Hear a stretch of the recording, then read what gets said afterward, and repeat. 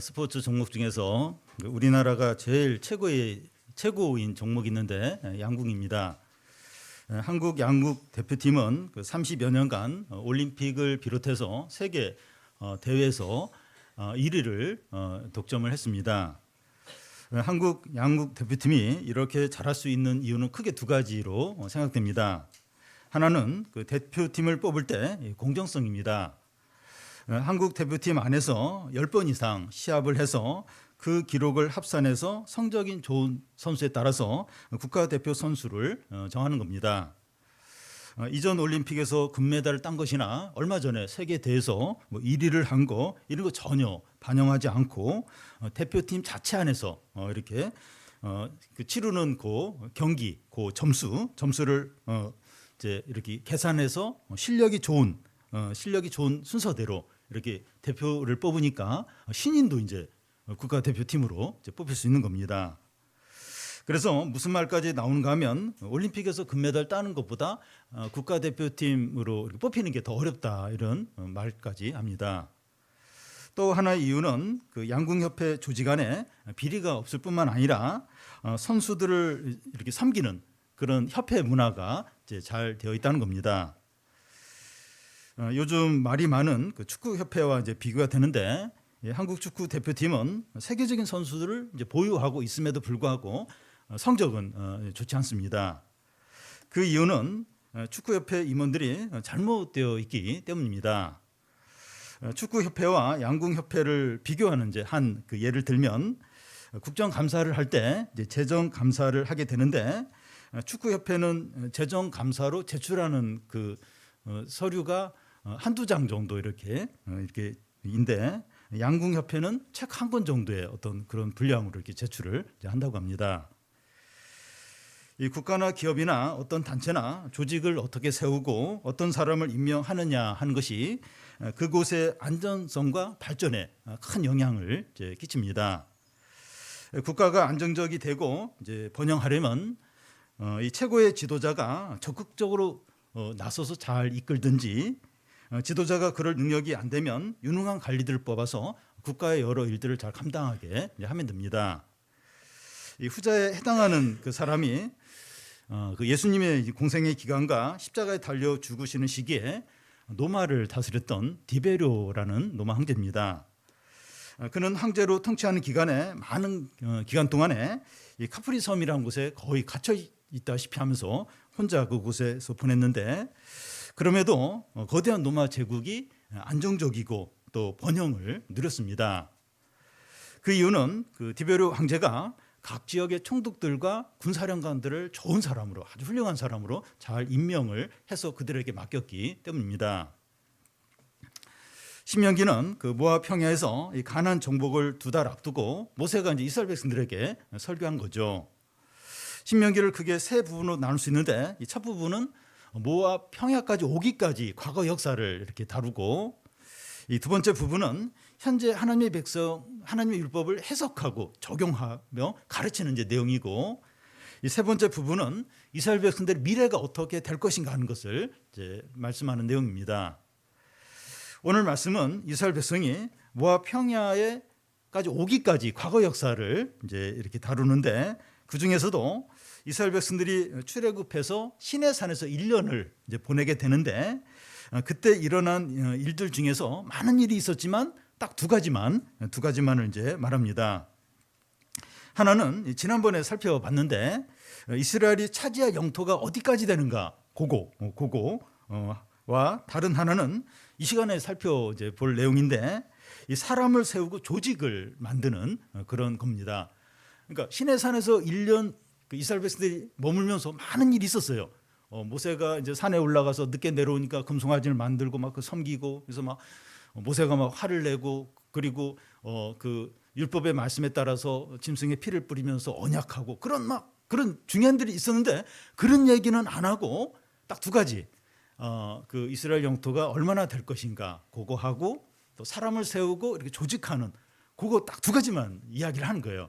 그래서 이 시간에는 이제 사람을 세우고 조직화하는 그걸 이제 살펴보려고 하는데 왜 사람을 세우고 또 세운 목적이 뭐냐 이걸 아는 게 너무나도 중요하다는 겁니다. 어느 곳이나 조직을 세우고 사람들을 임명하는 것이 중요한데 하나님의 일을 하는 교회는 더더욱 그러합니다. 3주 후에 우리 교회가 임직식을 이제 하게 되는데 오늘 말씀이 임직자들과 교인들에게 꼭 필요한 말씀이라고 생각됩니다. 사람을 세우는 것이 왜 필요하고 목적이 무엇인가? 주님이 우리에게 하신 말씀을 통해서 우리 교회 하나님의 뜻이 이루어지고 부응임하기를 바랍니다. 먼저 이 사람을 세우는 것이 왜 필요한가 하는 겁니다. 9절에서 12절까지 한 절씩 교독 읽겠습니다. 그때 내가 너희에게 말하여 이르기를 나는 홀로 너희의 짐을 질 수 없도다.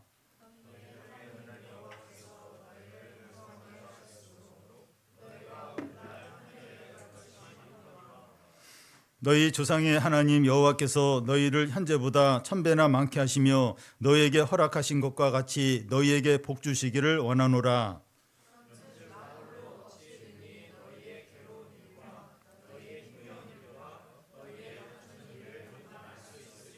네, 여기 반복해서 강조되는 말이 홀로라는 말입니다. 9절에 나는 홀로, 또 12절에도 나 홀로 이렇게 하는데 나는 홀로 어떻다는 겁니까? 나는 홀로 너희의 짐을 질 수 없다. 또 나 홀로 어찌 너희의 이런 일을 감당할 수 있으랴 이제 하는 겁니다. 모세는 홀로 이제 감당을 못한다는 거예요. 그런데 이 세상 정치인들은 어떻습니까? 미국 대선 후보인 그 트럼프하고 해리스 이렇게 보면 자기의 장점은 최대한으로 부각시키고 약점을 이렇게 감춥니다. 늙었어도 아직 젊고 건강하다고 이렇게 말하고 또 능력이 없어도 능력이 있다고 말하고 불법을 행하고 되고 불법 아니다고 이렇게 말합니다. 그래야 이제 유권자들이 뽑아주기 때문이죠. 그런데 하나님의 지도자는 자신의 약함과 부족과 실패한 것을 솔직하게 인정을 합니다. 열등감이 있거나 자기 일을 비하하는 게 아닙니다. 하나님 나라의 지도자가 이렇게 하는 이유는 하나님을 드러내기 위해서입니다. 내가 부족하고 약하지만 하나님을 의지한다는 거죠. 우리는 하나님을 바라보고 의지하는 그런 자들입니다. 다윗도 그렇게 했는데 자기는 양을 치는 목동이었다는 걸 항상 인정하고 고백을 하면서 자기가 왕이 된 것은 하나님 은혜 때문이다 이렇게 고백을 자주 했습니다.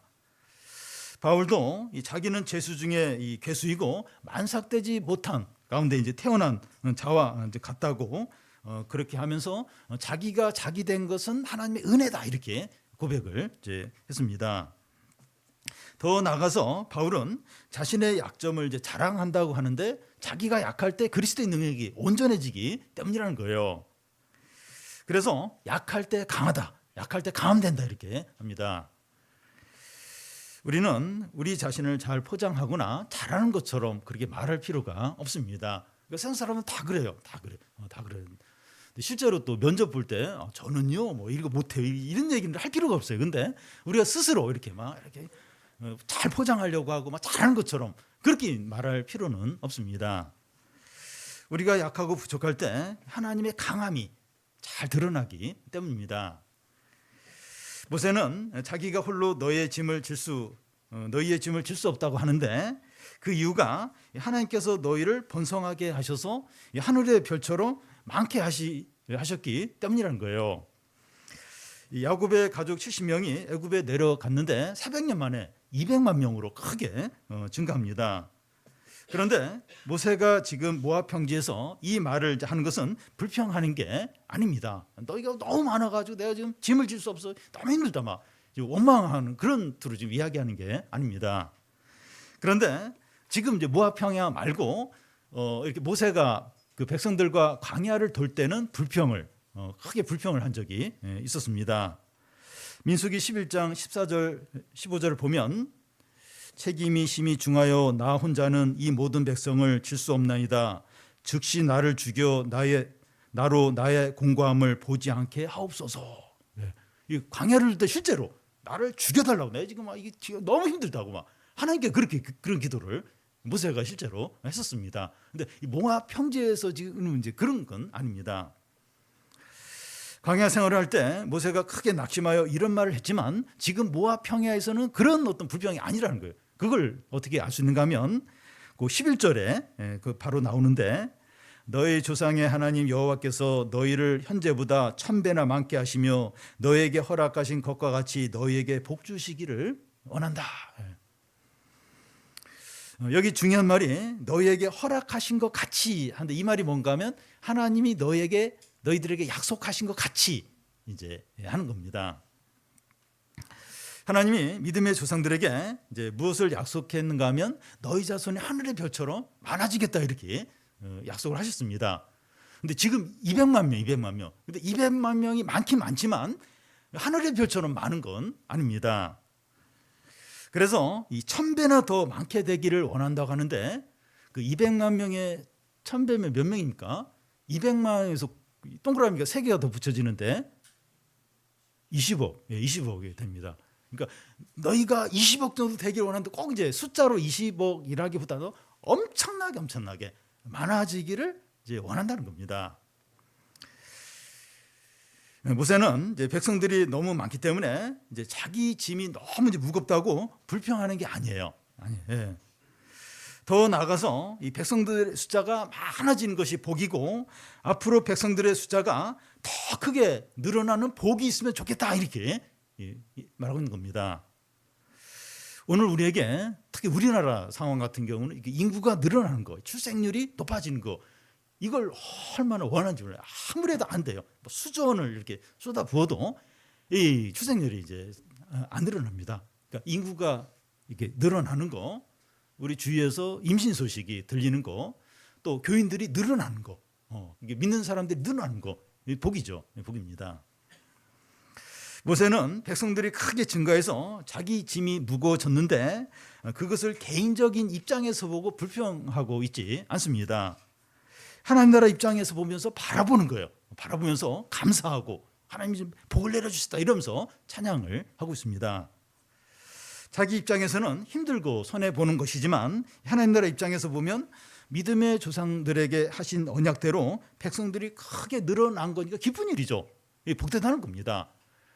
그러니까 내 입장, 내 주장, 내 어떤 생각으로 이렇게 보면 굉장히 원망이 나오고 불평이 나올 수 있어요. 근데 하나님 나라와 또 다른 사람의 유익 이렇게 보면 이렇게 감사하고 기뻐하고 그럴 일이 얼마나 많은지 모릅니다. 그래서 이렇게 그러니까 그 모세가 이렇게 광야 돌면서 나를 죽여주소, 나 무거워 죽여 이건 이제 진짜 모세가 이제 자기 입장에서만 본 거예요. 그러니까 진짜 죽고 싶은 거예요.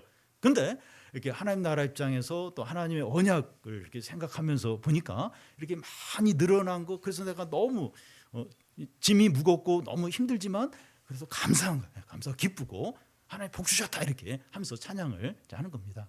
그래서 똑같은 문제인데 내 입장에서 내 어떤 내 중심으로 보느냐 아니면 하나님 나라 입장에서 보느냐 전혀 이렇게 다르게 이제 볼 수 있습니다.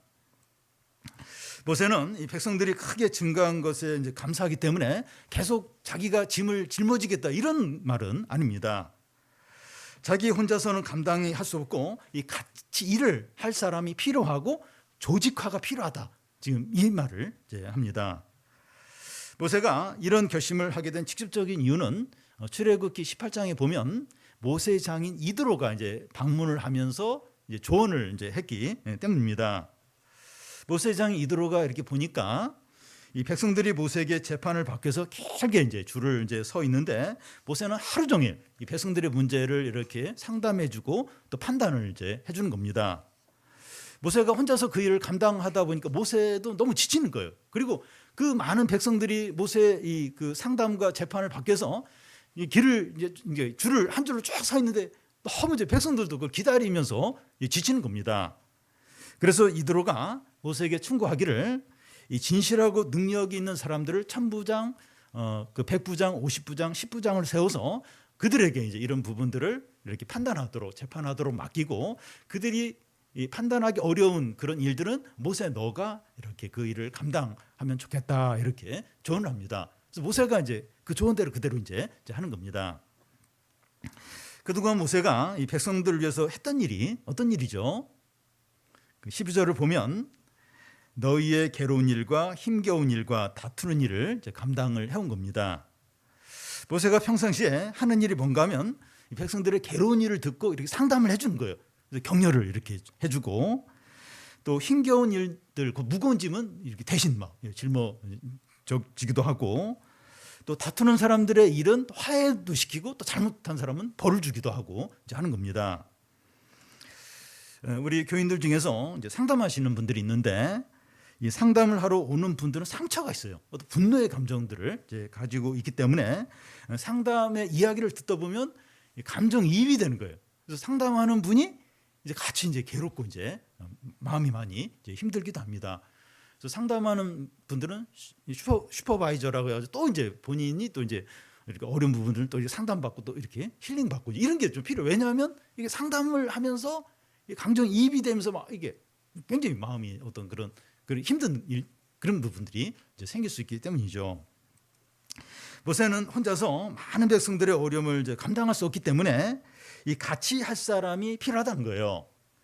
그래서 이 모세가 이제 세우는 직분을 세우게 되는데, 이 직분들은 군림하거나 뭐 지시하거나 대우받는 그런 것이 아니라 함께 아파하고 짐을 이제 대신 짊어지고, 이제 그 서로의 뭐 어떤 문제를 해결하려고 이렇게 관여하다 보면 이 비난을 받을 수 있어요.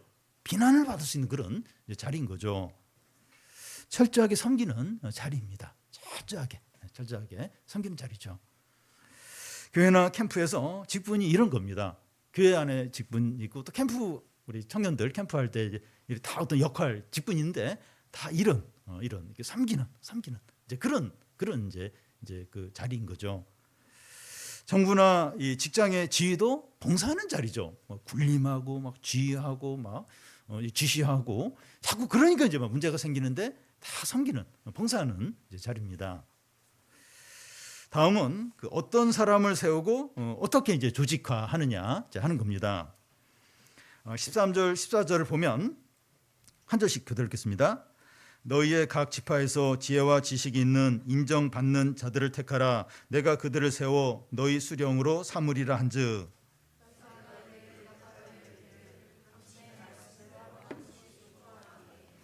이 어떤 사람을 세우느냐에 따라서 세우느냐에 대해서 세 가지를 말합니다. 지혜가 있고 지식이 있고 인정받는 겁니다.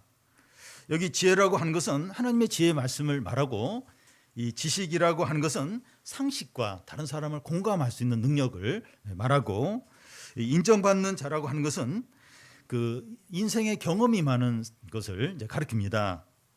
학벌이나 직업이나 사회적인 지위가 아니라 하나님을 경외하고 영혼을 사랑하고 문제의 본질을 볼 수 있는 그런 걸 말합니다.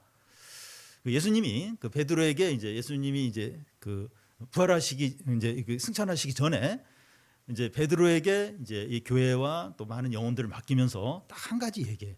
네가 나를 사랑하느냐? 그걸 3번에 반복해서 묻습니다. 그러면서 내 양을 치라, 내 양을 돌보라.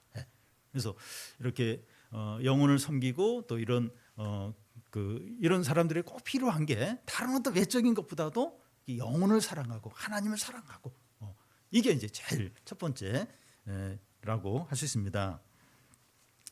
어떻게 사람을 이제 어떤 식으로 이제 세우는가 이제 하는 걸 보면, 모세가 이제 지명을 하는 것이 아니라 각 지파에서 이렇게 사람을 추천해요. 추천을 이제 합니다. 각 지파 사람들이 추천하는 게 필요한 이유가 각 지파마다 이 사정이 다르기 때문에 자기 지파의 상황을 잘 아는 사람이 이렇게 이런 어떤 리더를 이제 해야 이제 하는 겁니다. 우리 교회가 이제 중직자를 세울 때 기도를 하면서 투표를 했는데 같은 거죠. 이게 비슷한 겁니다. 각 지파에서 이 추천한 사람을 모세가 이제 임명하는 식으로 각 지파의 리더를 세우게 됩니다. 이런 방식이 필요한 이유가 이 자기들이 추천해서 세운 리더이기 때문에 신뢰하고 잘 따라야 한다는 거죠.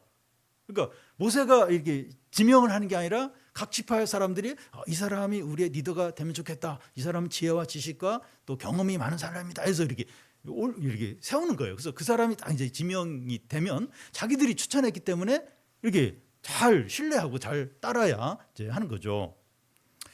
우리가 기도하면서 세운 중직자들이기 때문에 존경하고 잘 따라야 하는 것과 같습니다. 그러면 이제 어떻게 이제 조직화해야 하느냐 이제 하는 걸 좀 생각을 해보면 15절을 우리 같이 한번 읽겠습니다. 내가 너희 지파의 수령으로 지혜가 있고 인정받는 자들을 취하여 너희의 수령을 삼되 곧 각 지파를 따라 천부장과 백부장과 50부장과 10부장과 조장을 삼고, 여기 천부장, 백부장, 50부장, 10부장도 조장이 나오는데 군사 조직이에요. 로마 군대를 보면 천부장, 백부장, 50부장, 10부장 이런 식으로 해서 전투를 하는 것을 볼 수 있습니다. 이게 무엇을 말하는가 하면 이스라엘 백성들은 하나님의 군대라는 겁니다. 이스라엘 백성은 2달 후에 가나안을 정복하기 위해서 가나안을 들어가요. 엄청난 전쟁을 이제 하게 됩니다. 이스라엘 백성들은 군대, 하나님의 이제 군대인 거죠.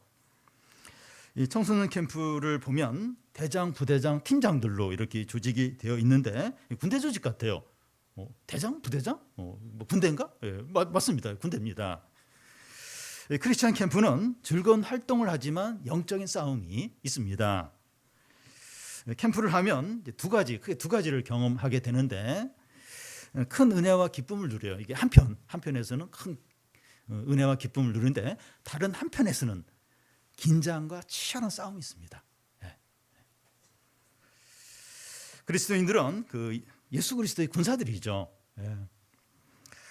세상은 영적인 전쟁터이고 성도들은 이리 가운데 있는 양들과 같이 세상 가운데서 이제 살게 됩니다. 아까 우리 도한 형제가 찬양 인도하면서 우리 청년들이 막 믿음으로 살려고 하는데 막 청년부 안에 어려움들이 있어서 막 사단이 이제 방해를 한다 이런 이야기를 했는데, 영적인 싸움이에요. 뭐 니들이 뭐 믿음으로 살아 이러면서 막 그러니까 우리가 드러나서 아는 그런 어떤 뭐 사고나 질병이나 그것도 있고 또 잘 모르는 다른 분들이 모르는 그런 아픔들, 그래서 막 너무 막 우리 몇몇 청년 너무 힘들어하고 어느 때보다도 더 이렇게 많았던 것 같아요. 치열한 영적인 싸움이죠. 싸움입니다. 교회는 이 전쟁터 가운데 이 군인들이 이제 이렇게 머물고 있는 진지와 같아요. 주일은 한 주 동안의 영적인 싸움을 싸우는 그 준비를 하는 날이 주일입니다. 이 한 주 참 여러 가지 어려움이 있고 영적인 싸움과 어떤 유혹과 그 있어요. 주일날 이제 같이 예배하고 기도하고 함께 나누고 기도 부탁하고 그러면서 이제 영적인 싸움을 하러 이제 세상에 나아가는 거죠. 우리는 그 예수 그리스도의 군사입니다. 그래서 왜 이렇게 삶이 어려워? 나 못 살겠어. 막 어떻게 해? 도망을 치듯. 군인은 그러면 안 돼요. 군인은 항상 어려운 곳에 투입이 되고 그걸 감당을 해야 됩니다. 우리는 예수 그리스도의 좋은 관사다. 디모데서에 그렇게 나와 있는데 군사입니다. 군사입니다. 모세는 그 이스라엘을 조직화 이제 하고 있는데 각 지파의 리더를 세우는 일이 이제 행정이죠. 각 지파의 리더 세우는 거 이제 행정이라면, 천부장, 백부장, 50부장을 세우는 건 군사 조직을 이제 만드는 거고, 이제는 이제 재판관을 세우는 어떤 사법을 조직하는 이제 그 일입니다. 이 재판관을 따로 이제 임명한다기보다는 뭐 천부장, 백부장, 50부장, 10부장이 백성들의 송사 문제를 이렇게 다룬 것으로 보입니다. 그리고 이 재판이라고 해서 일반 법정에서 하는 것처럼 이제 재판한다기보다는 하나님의 율법에 따라서 이렇게 상담하고 시비를 가려주고 또 잘못한 사람을 이렇게 좀 징계를 하고 이런 것으로 이제 보는 게 이제 맞습니다. 16절, 17절을 한 절씩 교대로 읽겠습니다. 내가 그때 너희의 재판장들에게 명하여 이르기를, 너희가 너희 형제 중에서 송사를 들을 때 쌍방간의 공정이 판결할 것이며 그들 중에 있는 타국인에게도 그리할 것이라.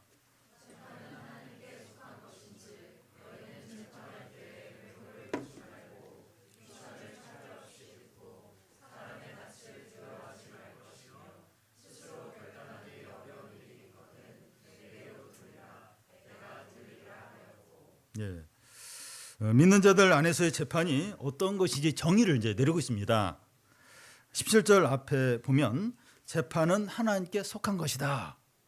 무슨 말인가 하면 이 재판관은 하나님이 주신 법을 의지해서 하나님 대신 재판을 하는 거라는 겁니다. 이 다른 말로 하면 그 10절 중간에 나오는 것처럼 공정히 판결을 하는 겁니다. 이 어떻게 하는 것이 공정한 판결인가 하는 게 예로 이제 나와 있는데, 타국인이라고 해서 차별하지 말고, 이 당시 타국인은 자기 땅이 없어요. 그래서 가난할 수밖에 없습니다. 그러니까 여행객을 얘기하는 것이 아니라 이스라엘 안에 들어와서 사는데 자기 땅이 없어요. 가난할 수밖에 없죠. 이렇게 차별받기 쉬운데 이 타국인을 차별하지 말라 이렇게 하고, 외모로 보지 말고, 또 귀천에 이제 차별을 두지 말고, 사람의 낯을 두려워하지 말고, 스스로 결단하기 어려운 문제는 윗사람에게, 최고의 윗사람은 이제 모세인데 윗사람에게 넘기라는 겁니다. 이것이 이제 공정한 거죠.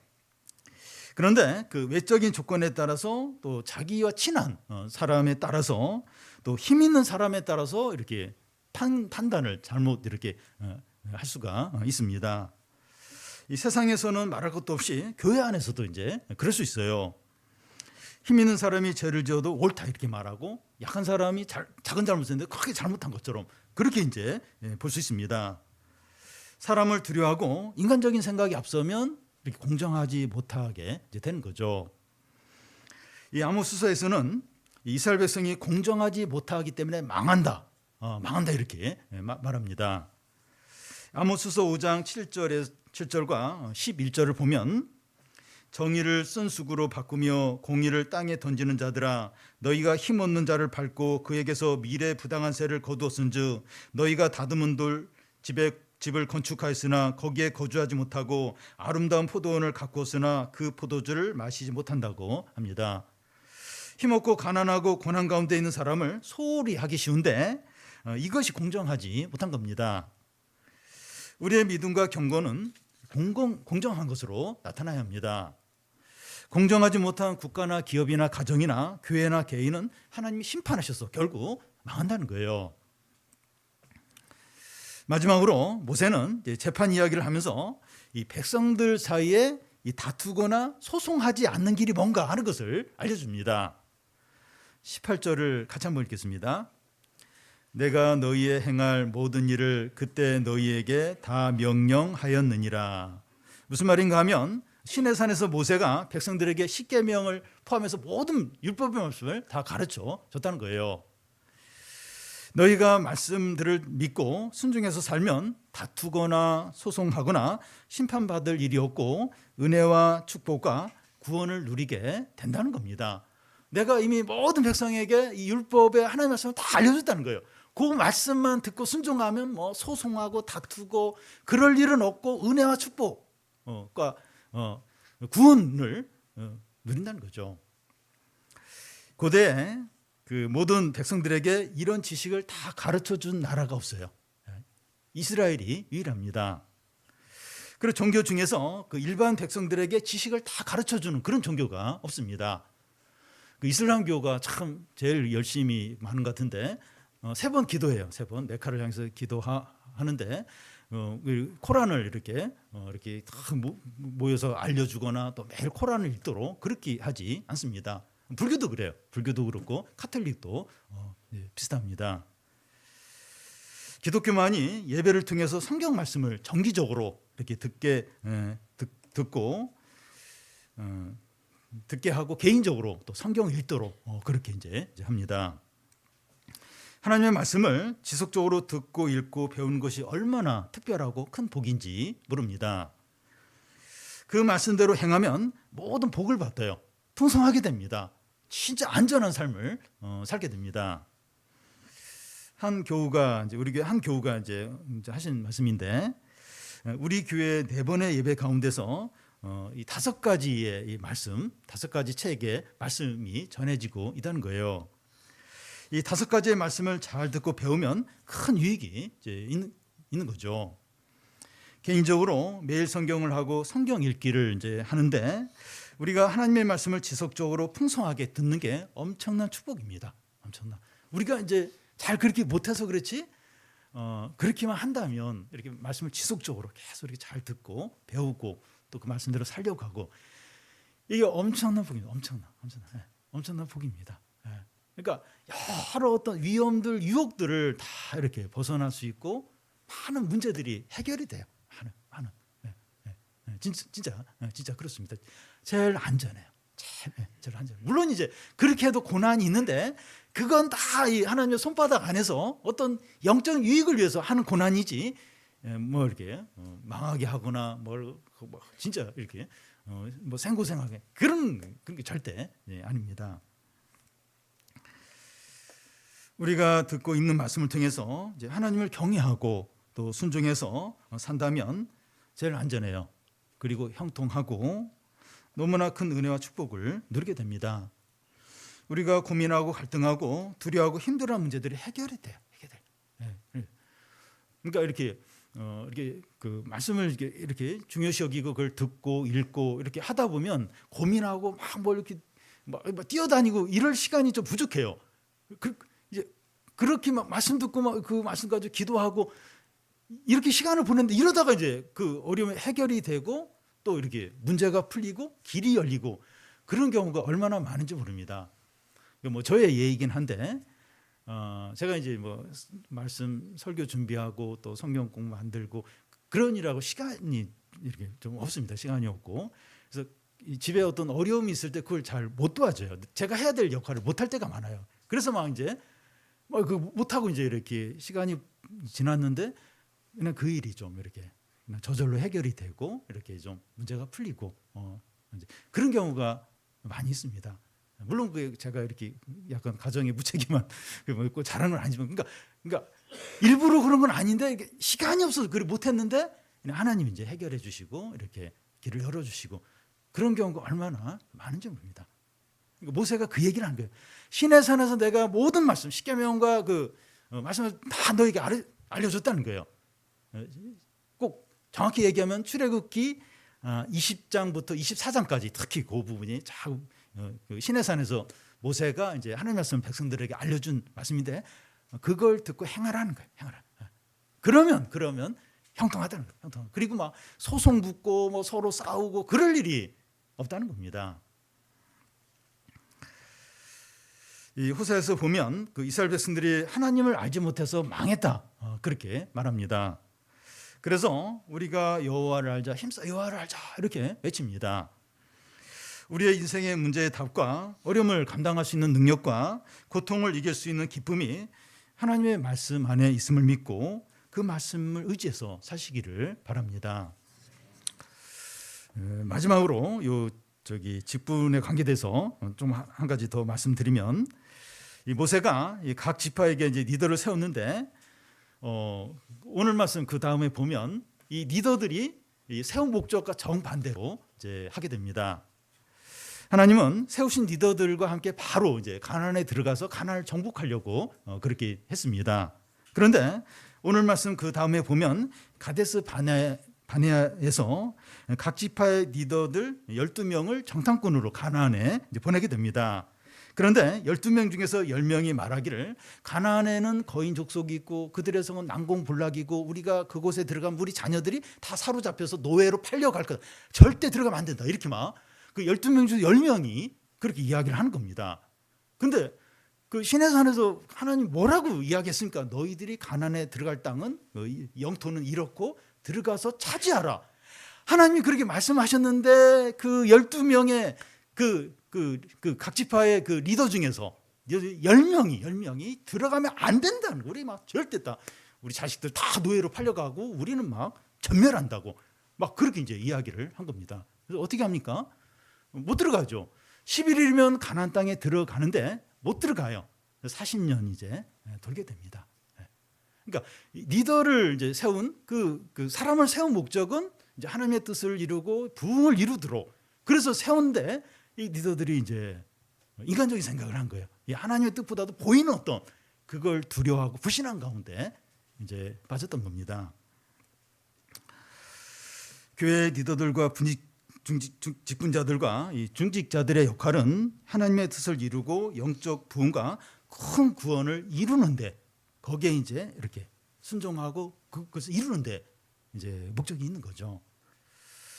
이것을 위해서 우리 온 교회 교인들이 마음을 같이서 기도를 해야 됩니다.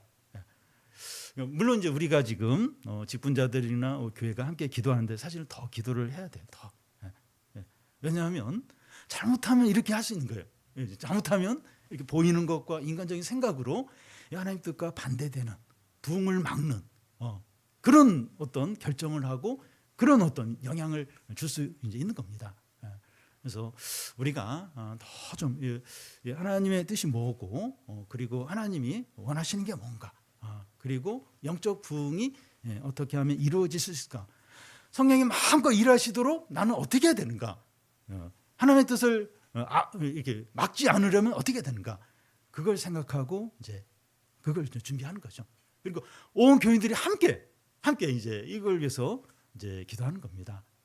그래서 우리가 좀 하나님의 뜻 가운데서 이런 모든 일들이 이루어지고 그래서 참 영적 부흥이 임하고 하나님의 큰 구원이 나타나고 사람을 살리고 우리도 큰 축복을 누리는 교회가 되기를 바랍니다.